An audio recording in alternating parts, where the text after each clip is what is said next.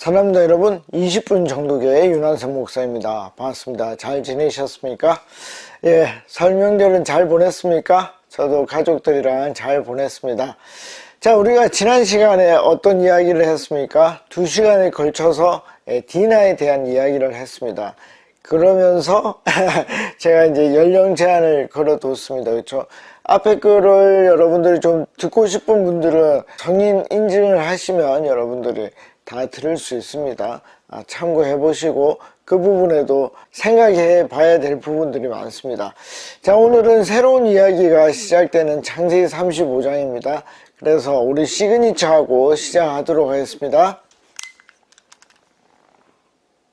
자, 이제 35장에는 어떤 이야기가 전개되는지 한번 보도록 합시다. 1절입니다. 하나님이 야곱에게 이르시되, 자 여러분, 34장에 디나 이야기가 있을 때는 하나님이 말씀하지 않았습니다. 그렇죠?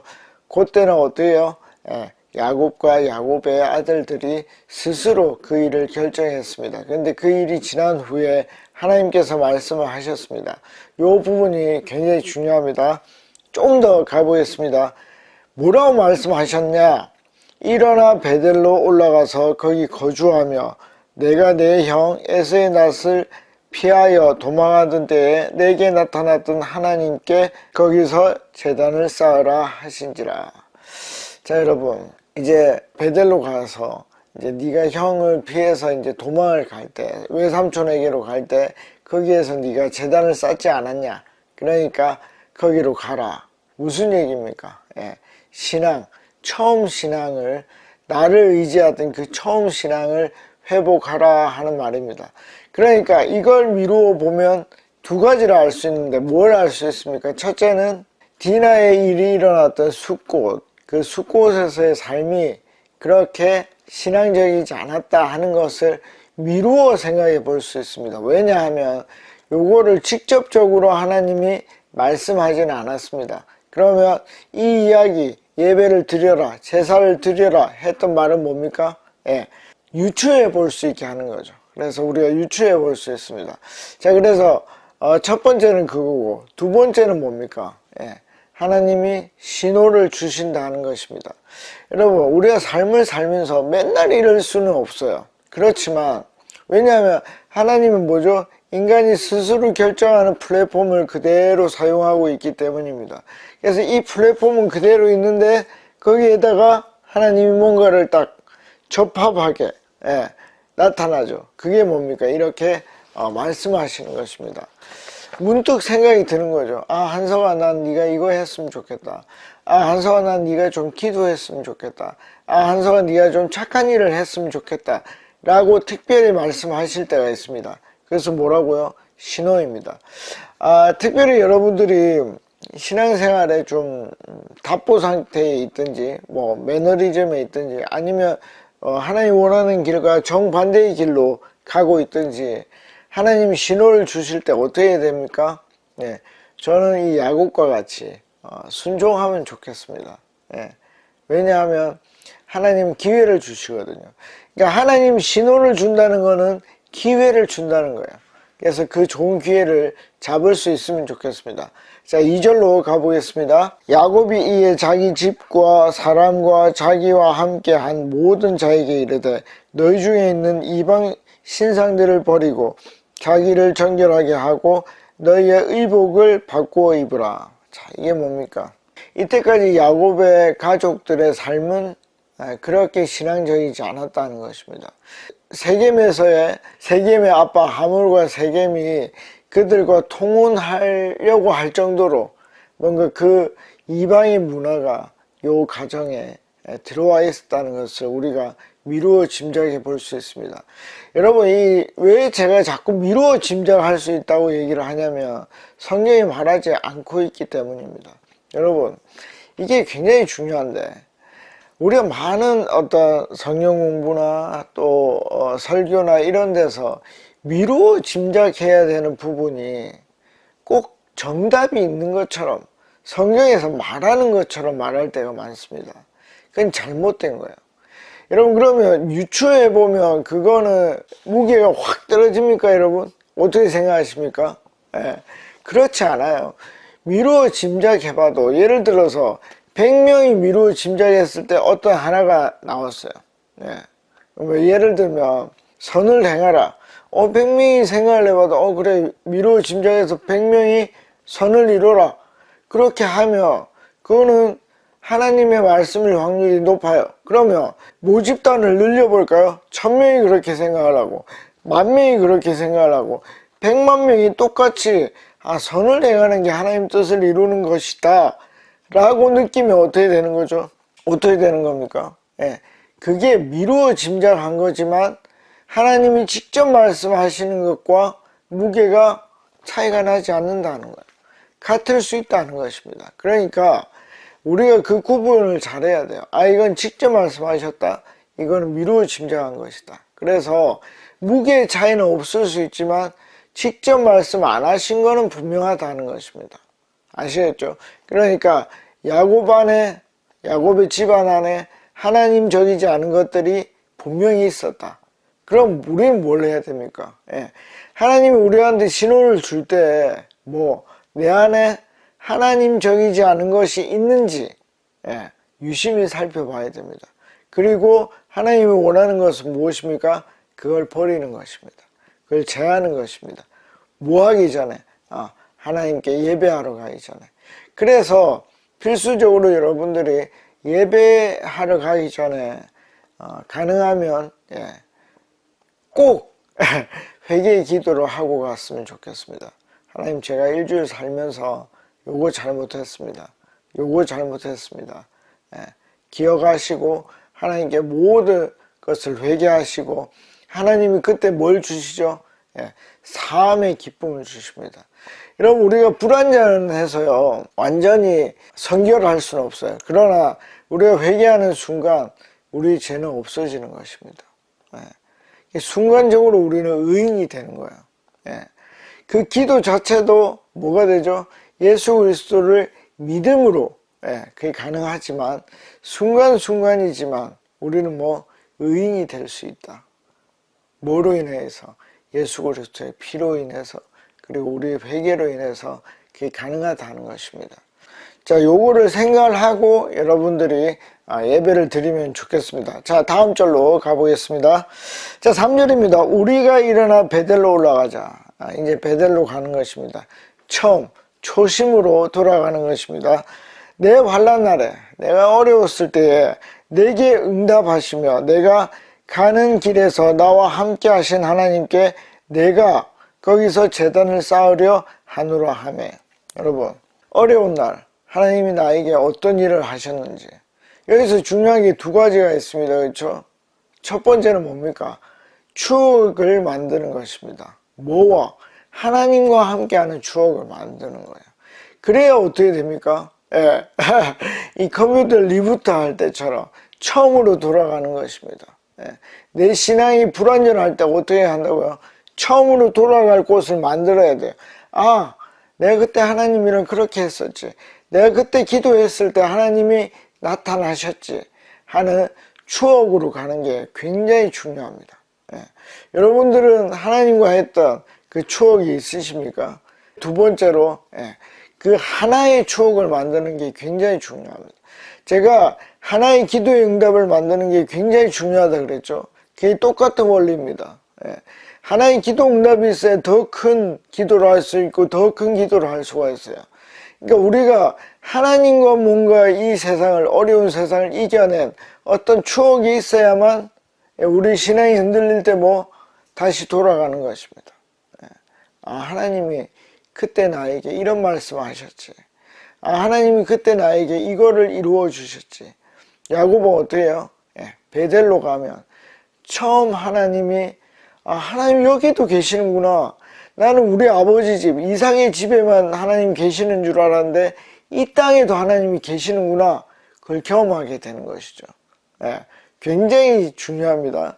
자, 그래서 추억이 없는 분들은 하나를 만드시고 있는 분들은 힘들 때 그 처음의 상태로 돌아갈 수 있으면 좋겠습니다. 자, 4절입니다.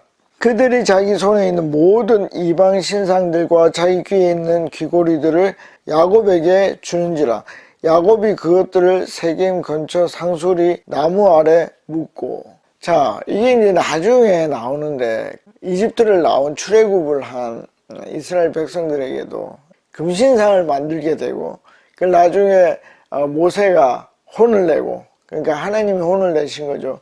그 다음에 그걸 다 갈아 마시게 하죠. 예, 그거와 마찬가지로.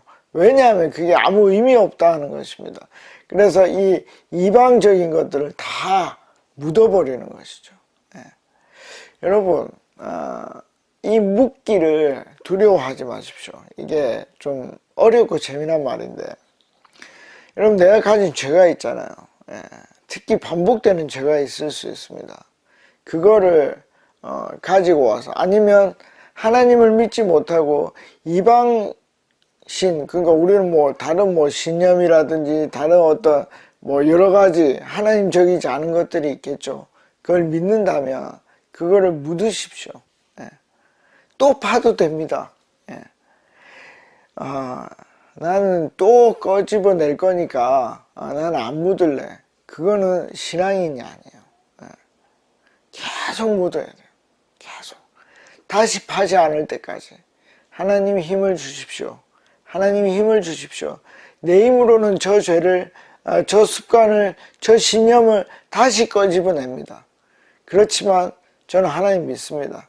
그러니까 하나님께서 어떻게 해요? 네, 저를 살려주십시오. 저 다시 안 꺼내게 해주십시오. 그래서 그게 이루어져야 돼요. 네. 그래서 용기를 내서 한 번 묻는 것이 굉장히 중요합니다. 여러분, 묻어보십시오. 혹시 하나님보다 더 믿는 게 있습니까? 네, 묻으십시오. 다시 꺼내는 한이 있어도 100번 꺼내도 다시 묻으십시오. 101번. 그럼 하나님이 어느 순간에 우리를 자라게 하시고, 예, 그걸 다시 안 꺼내도 하나님 믿을 수 있도록 그렇게 해 주실 것입니다. 여러분, 이게요, 야곱일 때 하는 게 아니에요. 이미 하나님을 이겨서 이스라엘이 됐음에도 불구하고 이런 것들이 집안에 있었다는 거야. 예, 사람은 연약하거든요. 그러나 다시 꺼내서 묻으면 됩니다. 예, 내가 뭘 묻어야 되는지 한번 깊이 생각해 보십시오. 다음입니다. 5절입니다. 그들이 떠났으나, 자, 그들이 떠났으나. 여러분, 이게 굉장히 중요한 구절입니다. 굉장히. 하나님이 그 사명 고을들로 크게 두려워하게 하셨으므로 야곱의 아들들을 추경하는 자가 없었더라. 이게 왜 중요하죠? 이 구절이 왜 중요합니까? 34장 30절 때문입니다. 예. 이 야곱이 뭐라 얘기를 합니까? 예. 너희가, 시므온과 레위가 세겜을 죽이죠. 그 세겜 부족을 다 죽입니다. 히위 족속이었는데, 혹시 다른 족속들이 어떻게 해요? 도전하면 어떡하겠느냐. 그들 들쑤신 게 아니냐. 그렇게 걱정을 했습니다. 그 걱정을 하나님이 어떻게 한 것입니까? 알고 불식시켜 주신 것입니다. 그러면 이런 일이 매번 있을까요? 저는 그렇지 않다고 생각을 합니다. 그러나 뭐죠? 하나님께서 직접 그들을 두렵게 하셔서 뭡니까? 야곱이 걱정하던 것을 없애준 것입니다. 그리고 레위와 시므온의 손도 들어준 것입니다. 이 일이 전혀 일어나지 않았으니까요. 그래서 제가 34장이 굉장히 해석하기 어렵고 열린 결말이고 내가 생각을 많이 해야 된다고 그렇게 말씀을 드린 것입니다. 그래서 여러분들이 걱정될 때 뭘 해야 됩니까? 기도하십시오. 기도하셔야 돼요. 하나님, 나를 살려주십시오. 그럼 하나님이 들으시고 하나님의 뜻에 합당하다면 그 일을 이룰 것입니다. 그래서 주변에 있는 부족들이 두려워서 건드리지 않을 것입니다. 여러분, 이 일은 여호수아 시대 때도 그대로 이루어집니다. 그들이 이미 벌벌 떨고 있었습니다. 재밌죠? 그런 일이 반복됩니다. 그러면 그 일은 나에게도 반복될 것입니다. 기도하셔야 돼요. 뭐 할 때? 무서울 때. 더 믿음이 좋으시면 무섭지 않을 때 하나님을 의지하는 법을 꼭 배우시면 좋겠습니다. 그러면 두려움이 모든 만민이 그 무서운 일인데 라고 하는데 나만 안 두려울 수가 있어요. 뭐 훈련된 자는. 훈련되지 않은 사람은 늘 무섭고, 무서워하지 않는, 만인이 무서워하지 않는 일도 무서울 수 있습니다. 꼭 기억하시면 좋겠습니다. 자, 6절입니다. 야곱과 그와 함께한 모든 사람이 가나안 땅 루스 곧 베델에 이르고, 여러분 루스가 베델이고 똑같은 이름입니다. 7절입니다. 그가 거기서 제단을 쌓고 그곳을 엘 베델이라 불렀으니, 여러분 엘 베델이 뭡니까? 엘은 하나님이라는 뜻이죠. 하나님. 베델은 뭡니까? 벳 하면 하우스, 엘 하면 하나님. 그래서 하나님의 집이라는 뜻이니까 하나님의 집에 하나님이라는 말로 지금 엘 베델을 부르고 있습니다. 이는 그의 형의 낯을 피할 때에 하나님이 거기서 그에게 나타나셨습니다. 여러분 하나님이 나타난, 아까 제가 말씀드렸죠. 그 하나님이 나타난 그 기억, 추억을 꼭 붙잡고 있어야 된다. 자, 8절입니다. 자, 리브가의 유모 드보라가 나옵니다. 드보라가 죽음에. 자, 여러분 리브가의 유모니까 이 사람은 이제 하란에서 이제 따라왔던 사람이죠. 여러분 우리가 이제 뭐 그냥 유추입니다. 왜냐하면 성경이 말하고 있지 않으니까. 리브가는 이미 죽은 것 같습니다. 그리고 이 유모가 살아 있었는데 이제 나이가 들어서 이제 죽게 된 것이죠. 이것이 뭡니까?